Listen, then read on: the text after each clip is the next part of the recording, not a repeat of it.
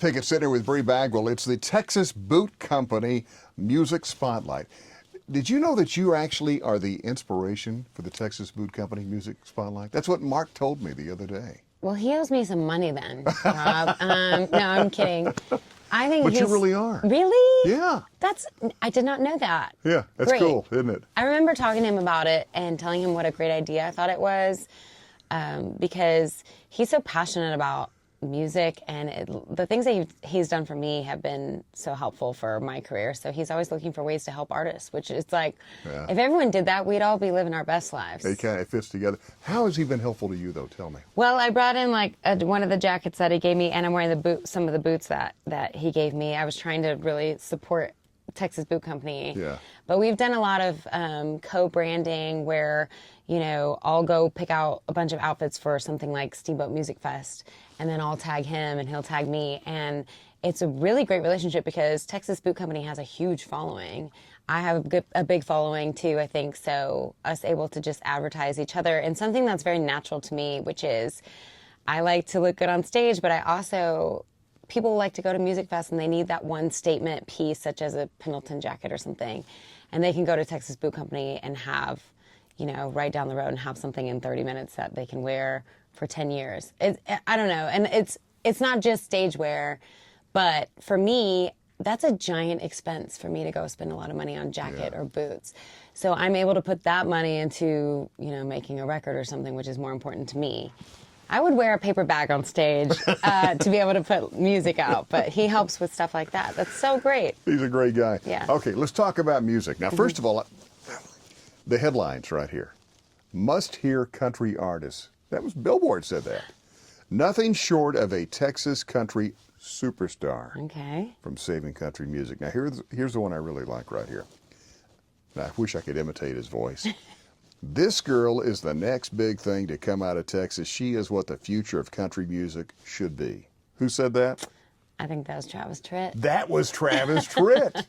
Now, that man right there, he speaks his mind. He doesn't sugarcoat anything. And if Travis Tritt said this is the gospel truth. Thank you. What's an honor to be sitting here talking to you. I've been listening to you for a long time. And yeah, all those are very nice things. I'm guilty of, I want more, I want bigger stages. Yeah. You know, I'm always trying to get to the next thing. So whenever people are reminding me of the nice things that people have said about me, that's nice to stop and say, okay, I have done a lot. That's very nice. You've done a lot, but there's much more to come. Thank you. Yeah. So let's see. Let's take you back. First album came out in 2011. Can I ask you, when did you graduate from UT, and how does somebody from New Mexico find Austin? Well, I mean, I was just such a fan of Texas country music. My brothers are 7 years older than me, and they really followed people like Pat Green and Jason Boland and Corey Morrow. And so I really wanted to go to college. My dad is an accountant, and at the time, UT was the #1 accounting school in the nation. It might still be. It's up there. And so when I got accepted out of state, it was kind of the perfect thing. It was, well, I could go to this amazing business school, get an accounting degree, and also go to where the live music capital of the world is, and go where Texas country, you know, I remember like the music series at Hills Cafe and all these amazing Texas music things that were happening. So it kind of just seemed like the perfect thing. So I just moved here, and I moved here in 05 and graduated 09. So I moved here with no iPhone or Really? GPS. You know, my parents dropped me off from smallish town in New Mexico to big city of Austin. It was kind of terrifying. Back then, Austin was a lot smaller and easier to get around. Totally. Yeah. And I really didn't need to get outside of where campus was. I lived at Dobie, and I could walk everywhere. I remember printing out directions on Yahoo Maps the first time I went to Target and being a little terrified. Yeah. You know, like, how am I going to get to Target, and driving on an interstate for the first time? So, but I survived. Were you always interested in country music? You said that before, but when you came to Austin, when you lived on the UT campus, where would you go? Cactus Cafe, maybe, to see on the UT campus? Where else would you go for music? Yeah. Well, I would venture to Saxon Pub. I remember hearing about Saxon Pub. Yeah. And that felt so far away. I mean, that felt like going to a different state, driving. Well, it was across the river. Yeah. And I remember going, and I saw Bonnie Bishop one night. Oh, amazing. I was 19 maybe, and I saw Bonnie Bishop, and Robert Earl Keen was there watching Bonnie, and I just remember, and I actually ended up, becoming good friends with Jody and Joe. Now we're really close, and I love playing Saxon. It's one of my favorite places in the world. But I just remember going to Saxon Pub and thinking, okay, if I'm going to do this, I need to get a lot better. When you see Bonnie Bishop sing, you're blown away. Yes. Bob Schneider. I mean, all the cool people were playing there, and I just remember thinking, I want to do that, but I have no idea how to get that good at it. Well, how did you? What was the next step? The next step was... How did you get from the the seat to the stage, so to speak? Well, I mean, I didn't start playing shows until my senior year in college, and I only played piano when I moved here. And my neighbors at my dorm wanted to learn how to play guitar, and I remember they just went and bought a guitar. I remember showing them, I think this is an A, because I used to watch my brother play guitar so I could play along with him. I think this is a D, I think this is G, and then I went, oh, I think I can play guitar, or at least know more than I thought I did. And so my cousin, he played steel guitar for Kenny Chesney in Nashville for a long time, and he mailed me my first guitar to my dorm room when I was a freshman at UT. And I started playing guitar and singing, and... That's pressure, though. Yeah. I mean, I have a family that's all very good at music, so they're not like, you're some amazing prodigy, or, everyone can do it. Everyone can play, everyone can sing, everyone can harmonize, everyone can pick up an instrument. So, it was kind of figuring out how I was going to, for me, it was mostly like how I was going to make money at it, if that sounds, because it wasn't special to me that I could play and sing. It was more, how am I going to do this where it can be profitable enough where I can really dive in. And Curtis Grimes was playing a show at Mother Egan's on 6th Street, and he got me up to play a song. And I played one song, and the owner of Mother Egan's, or the bar manager there, Grant, he gave me my first show. And that was when I was a senior. And so I started playing at Mother Egan's every Friday, then every Monday and Friday, and then I had another gig. And so when I graduated, I had a day job for about 3 months, and then I quit. I got my first booking agent, and I quit, and I was like, I'm going all in. I got 2 gigs, $50 each, 2 gigs a week. Well, okay, so your degree is marketing. Yes. What was your day job that you had that you quit? I had a day job for like a health and beauty startup here called Endless Beauty. I was doing marketing for them, but just for a couple months. And I started to play, I was traveling to play shows. So I'd go to College Station and play a show Thursday night, and then I'd have to be in a meeting 9 a.m. the next day, Friday morning, and I was just dead. And I knew I couldn't do both. I was kind of, those were 3-hour, 4-hour gigs at the time. They weren't like, well, and I was driving myself. Okay, then how did this lead to the CMT TV show that you were on, the competition? Yeah, that kind of, I tell people to never compare their path to mine, because I got pretty lucky because Rich O'Toole actually knew I loved Miranda Lambert, and he asked me if I wanted to open for him at the Lambert's place in East Texas in Lindale. And I met Miranda's mom and dad, Rick and Bev, and they said, you're going to play us every song you ever wrote. And I went to their house, and I was playing them songs, and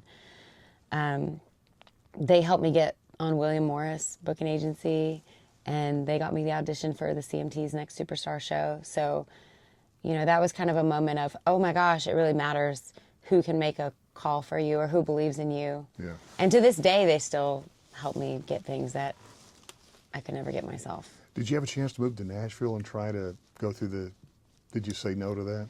No, I went, but you wouldn't really know that I went, because that was another thing that, Lambert's called Joey Lee at William Morris, and he marched me into Sony ATV, and they gave me a publishing deal, which they don't hand those out anymore like they used to. So I had a publishing deal in Nashville from 2012 to 2015, but at that time, I was already playing shows every weekend with my band. I was opening every weekend for Randy Rogers, Wade Bowen, Pat Green, Stoney. And I was like, I'm making money doing this. Why would I quit doing this to go, move to Nashville where I wouldn't have any shows? And I didn't want to do that. So I was flying back and forth. I'd fly to Nashville Sunday nights, write Monday, Tuesday, Wednesday, fly to Texas. So there was 2 years I did 48 round trip flights every year to write for Sony, and then to play with my band on the weekends. It's almost like Walt Wilkins said goodbye to Nashville. I'm coming back to Austin where I can do this. Every week. it was weird to me because I mean, a lot of the managers and stuff in Texas, they would tell me, hey, there's not a lot of Texas country female success. You should just go to Nashville. You got a publishing deal with Sony. But I didn't want to go there. I thought, what would I do? I would have to wait tables. I had a publishing deal, but it wasn't enough to live off of. So I'd have to wait tables and write at the chance of being a mega superstar when, to me, I was playing big shows, opening for all of my heroes that were now becoming my friends and making money. I didn't know why I would ever, and I still don't regret that decision. I mean, maybe I would have had the chance of being a bigger star, but maybe not. And the people that I was meeting in Nashville, you've met them. You've met hundreds of people they were the girls that were, beautiful, more talented than me, played guitar better, sang better, and they weren't, quote unquote, making it. So I don't know why I wouldn't want to just give up.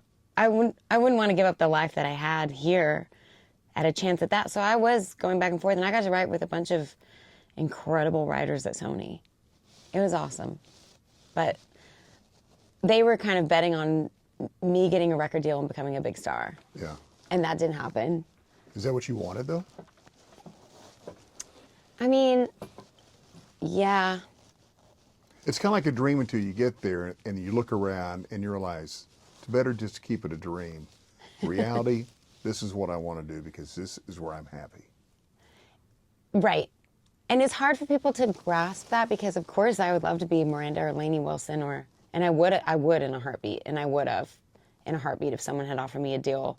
But I also saw the other end of that, which was a bunch of my friends who got record deals that got put on the back burner that never did anything or never, you've seen it too. People that have amazing talent that were so frustrated that they never hit in that machine. Right.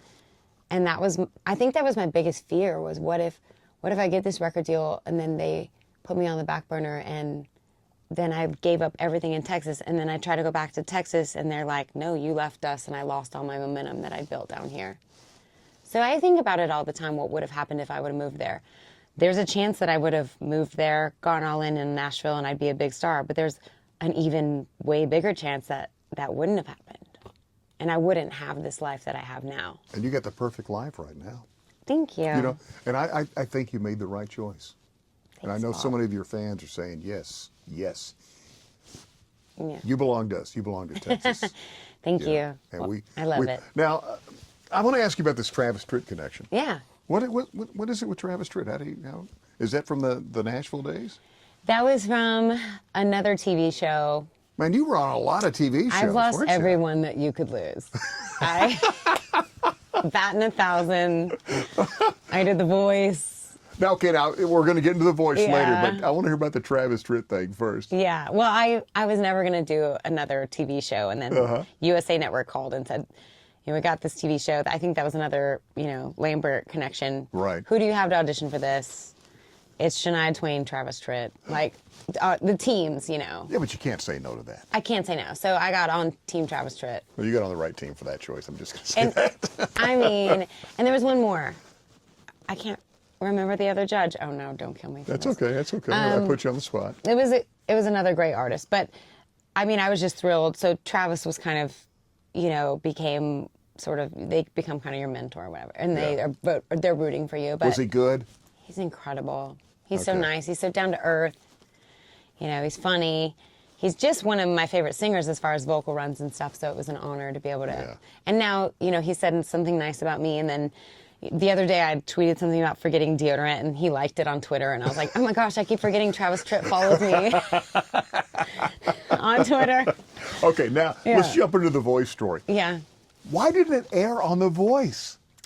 Well, Can you publicly tell that story? I think or so. What's your side of the story? we're probably out of the radius of that or whatever, but No, trust me, people will find it. So Yeah, we don't right? want to tell the complete story. I know, You I want to know. sugarcoat it, but I'm just curious. I think it's fine. I think Blake told me you're a better singer than that song. It was not a good song for my voice. What song was it?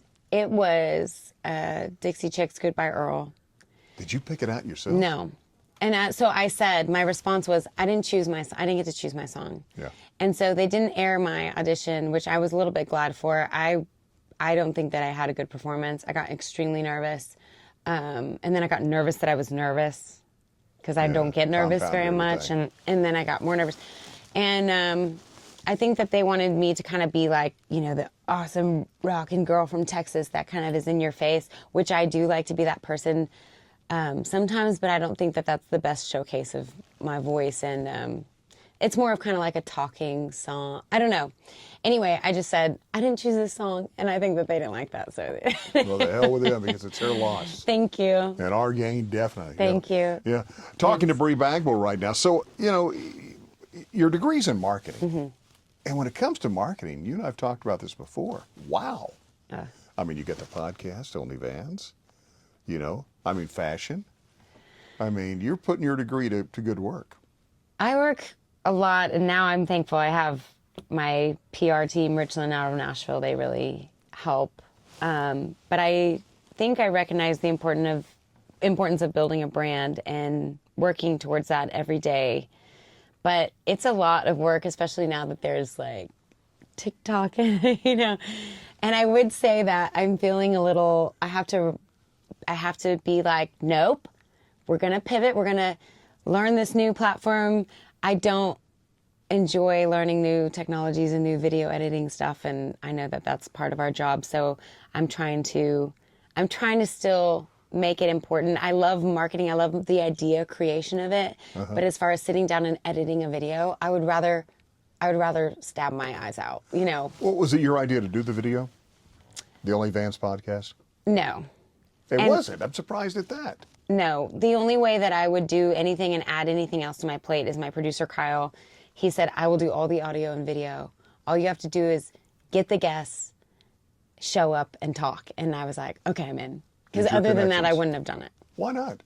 It's, you know how you like the cameras and the, you know. But it's fun. It is fun. And It's you're fun. reaching a new audience. Yeah. It's better than somebody just Googling your name, because you're reaching a brand new audience. Because believe me, when people hear your voice, they want to say, okay, what does she look like? Yeah. What is she about? And the podcast is bringing that.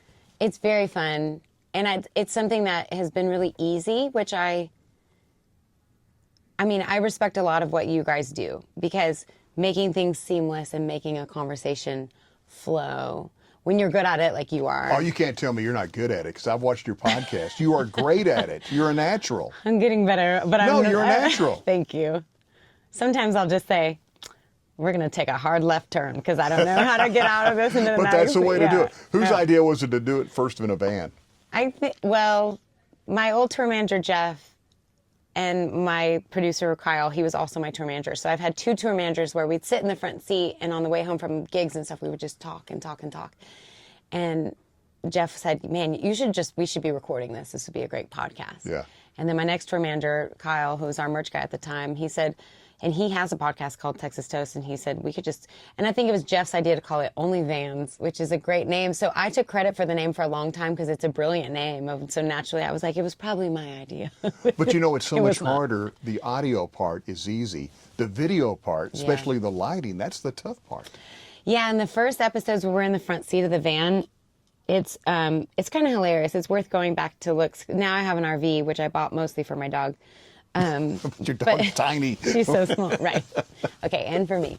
Okay. But we were Being sitting in honest. the front seat of the van with microphones, and kind of, it's not really a good angle for anybody, and everyone kind of hated it. But it was pretty funny. We were in the front seat of my travel Sprinter van having a conversation, and then the cameras would overheat because they were in the windshield and the sun was coming in, and it was just all kinds of problems. So now we do it from the RV, which You gonna change the title? Only RVs? only RVs. I know it has a front end of a van, so I still say it counts. You know, it's still a Ford chassis or whatever. It's so. but it's fun. What are the Yeah. pitfalls of recording though? You don't have a good acoustics, right? You've got to hold your mics. The Yeah. lighting's got to be a problem. Yeah, there's nowhere. The stands, you know, we have to have stands. We have to have. Somebody sent us some stands the other day, which is really nice. So we're gonna try them out. And but for us, audio, video, like the equipment, I think we would really like to have another laptop for editing, so I could do it on the go. I have to have my producer there, so I can't record. You know, the other day I'm sitting with Gary P. Nunn, just having a chat at a festival, and if I would have been able to record remotely, I could have had a podcast with Gary P. He was like, he would have loved to do it. So our whole next thing is we're going to do whatever we can to be able to where I can go record remotely, and that's our goal for 2025. Okay, it's good to have goals like that. Thanks. Hey, let's talk about music. I know you've been wanting to talk about music Oh, for the no. past 20 minutes. Whatever. I mean, okay. Texas Female Artist of the Decade. Wow. It's a lot of weight to carry. But you know, that's also a lot of inspiration for future artists coming up. What's the best piece of advice you ever got about the music industry? Ooh. Outside of Nashville. Right. I remember Mike Eli told me that it took them 7 years before anyone would pay attention to them, before they were selling tickets and stuff. And I remember me being 2 to 3 years into it and I think that was so good for me, because you kind of think, initially, sometimes things kind of happen fast and then they plateau, and that's kind of maybe where a lot of people give up. But if you really look at, and 7 years now is just kind of like a fake number to me, but it's the number that I think of. It's a long-term game, is I guess Right. the point, where you have to be in it for the long haul, and you have to just make things work until something sticks. And that has been the best piece of advice, because it is so easy after that first little thing, and then you're going here, and then to want to throw in the towel. And I have wanted to so many times, but people are just kind of like, if you stick it out, something's going to stick. Aren't you glad you did? Yeah. Life's about a bunch of lessons. Yeah. Would you say what's the hardest lesson you've learned then? I think that it doesn't get easier. I really felt, okay, if I can just get this, then it'll be easier. If I can get a tour manager, it'll be easier. If I get a RV and a better trailer, it'll be easier. If I get, if I can be making 10 grand a show, it'll be easier, whatever. It never gets easier. I mean, it does, but it gets harder in other ways. Or it never gets easy. I think it's always just, it's, now the cost of recording is so high, and then COVID hit. I mean, it's just, I feel like I really thought there was going to be a point in the business where I just get comfortable, and I'm like, yeah, but that hasn't happened. I don't think you can ever get comfortable. And it's one thing that radio is finding out now with radio, with so many different platforms, you've got to learn how to reinvent yourself all the time. Yeah. And again, it comes down to marketing. You've got to look what Garth has done with his marketing stuff. Brilliant. And so, yeah. Yeah. Do you feel like you share yourself a little bit too much with some of the lyrics of your songs? That you're opening up the windows a little bit too much? Yeah. But I think that the songs that people relate to most are when I'm being my most genuine self. So, I have a song about nights when I don't sell tickets, which is something, the team, if I'm ever super vulnerable, it's like, hey, you should be living your rock star life all the time. It's like, I know, but I want people out there to know that there are nights that we drive 500 miles and we don't sell tickets in St. Louis or whatever. And that's hard. And I'll write a song about that, and people appreciate that. And it might not look super cool and look super rock star, and people around me might disagree that I share that part of my life. But I think it's important. I hope. Well, it's real life, for one thing. Yeah. It's a real chapter. There's a lot of chapters of life, as you know right there. I hope so. What are your plans? Well, this month alone, I'm going to like 6 different states. We're going back up to Ohio, Minnesota. Now, that's interesting, because you got to admit, I was pointing this out to my kid the other day, the audience in Texas is different than an audience in Ohio. Different reactions. Mm-hmm. The first time you performed outside of Texas, did it surprise you? Yes. I think people follow Texas music really religiously all over the country and the world. So they're looking at the charts and they're seeing like a Bri Bagwell song on the #1 of the charts. And to me, I might be, oh, that's another #1. I'm thankful, but they're like, this is a person that had a #1. We want to go see them. And might be their only chance to see me in the next 5 years. They're very excited and they're so thankful. And there's all these chapters, there's all these clubs. Like there's Florida Red Dirt Country Club, there's South Carolina Texas Country Club, there's Boston Fans of Red Dirt, and you're like, whoa, that's all new. Yeah. That's crazy. And it's so fun. So even though, You know, I went to New York. I sold 65 tickets. I didn't know if I was going to sell 5. New York City. But there are people that love Texas country music, and they all have this little New York Texas country club. Welcome to the club. Isn't that so fun? No, it's cool. It's like something about Texas. Yeah. It really is. It really, really is. There's something about it. Well, you guys have created, I mean, you have to give yourself credit, too, of the things that you've created for us and the buzz you've created around our style of music and playing it on the radio when it's not cool or even allowed or whatever. You know, you've also done your part about Texans have always been rebels. You know that, right? Yeah. Okay, coming from New Mexico, what was your first impression of Texans before you actually became one? Ooh. I mean, I always thought everyone was just like, yeehaw and cowboy and more. And then I came to Austin and I was surprised that it was not as yeehaw as I thought it was going to be, you know. And I found love with the diversity and culture of Austin and moved here in '05. And I lived here for a long time, and then I moved to Nashville and I moved back to Austin. And honestly, I lived here until I couldn't afford it anymore. Yeah. And I love it still. We come here on date nights, you know. What is it about New Braunfels suddenly becoming the big? I mean, everybody's moving to New Braunfels. Oh my gosh, it's know? crazy. All Parker's the down there now. Randy Wade. Yeah, everybody. Cody Canada tapped my shoulder at Home Depot the other day, and we're like, "Hey, what's up?" Is that a part-time job for him or something? No. Well, he had his dog on. I was like, Oh, "I'm the girl I in love Home Cody. Depot with my dog," and he turned around. He had his dog on his back too. So, yeah, it's the really amazing Josh Greider, Drew Kennedy. I mean, it's an amazing music community down there. And I think it's something like we're close to San Antonio, we're close to Austin. It's just a very centralized location, but maybe a little more affordable.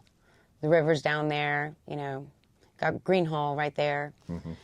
It's an incredible, and a lot of, you know, band people live there. It's insane. You can't go to Billy's Ice House on a Sunday and not hit 100 band members. But you know what? It's almost like Austin was back in the early 2000s. Back when I first moved here in the 80s, it was like that. Yeah. I wish, so I think that I was meant to be in Austin in the 80s, and I just was born a little bit too You late. look like an Austinite. You know, I'm just going to put it that way, you know? Thanks. Well, reading Gary P's book and, you know, talking to Michael Murphy and that whole era, I think I would have really loved it. Lukenbach. Yes. So, Viva Terralingua, still my favorite. That's the album that made me want to move to Austin. Yeah. With Jerry Jeff Walker's Yep. music and everything. I know you've had Django on your podcast a few times. Yeah. And Jerry Jeff fan, big Terralingua fan too. And now we went to Terralingua a month ago. It was busy. And Paul was like, "Oh no." People have discovered it now. It's Yeah. it's going to get too commercial. This isn't what it was when we were going there during COVID and stuff, you know, and before. Can we talk about whiskey? And I'm not talking about the drink. I'm talking about your dog. You rescued whiskey. Yeah, in Austin. South Austin. Southeast of Austin, off 183, where it becomes that 2-lane road. I found her in the middle of the road. She had heartworms and fleas, and I kind of tried to find her owner. I don't know. She wasn't shipped, and she was cold and skinny and sick, so I didn't try too hard. But yeah, I found her, and I've had her 6 years now, and she goes on the road with me, and she's an amazing dog. She's the light of my life. We have an unhealthy relationship. I love her so much. Well, you guys found each other. Yeah, exactly. That's how I look at it right there. And Yeah. of course, The Rescue. What a beautiful song. Thank you. We raised $7,000 last year with that song and selling stickers with her face on it for 2 shelter in New Braunfels and a shelter in New Mexico. And then we keep playing these kind of benefits for other shelters. We've played like 3 or 4 of them. So sometimes I'll donate the money to them. So now I'm donating the money to all these different shelters as much as we can. But it makes me feel good because we can't do a lot. But it's something that we can do to give back. And it's all because, you know, that cute dog. And that's something you couldn't have done in Nashville. That's what I'm saying. Right. This is your home right here. Thank you. Yeah. And we recorded that at my house. My boyfriend played all the instruments on it. So it was, you know, almost free to make that song. And I didn't have, at the time I was like not in a place to go record it. And so he said, "I'll do it." And radio played it anyway. People played it. People shared it. And then it kind of became this thing that was, like you said, it's like, okay, we can just do this with the power of the people. Do you think that you're ever going to actually do another CD, or is it all streaming now? It costs a lot of money to put out CDs. I'm in the middle of this fight right now, or not fight, debate in my brain. So I have 5 songs recorded with Rachel Loy, who lives here in Austin, by the way, my producer. And, well, she also lives in Nashville, but she's back and forth. But she's amazing. She lived in Austin for a long time, and she's kind of famous around these parts. But we just did 5 songs. And so that's how we've done all my records, is half at a time, because that's how I save money for half, and then we go back and we do it in pieces. And it's kind of like, do I save the money and go do 5 more and call it a record? I, in my heart, really want to do that. But it is so expensive to make a record and promote it. And I'm being punished for not putting a song out a month on streaming.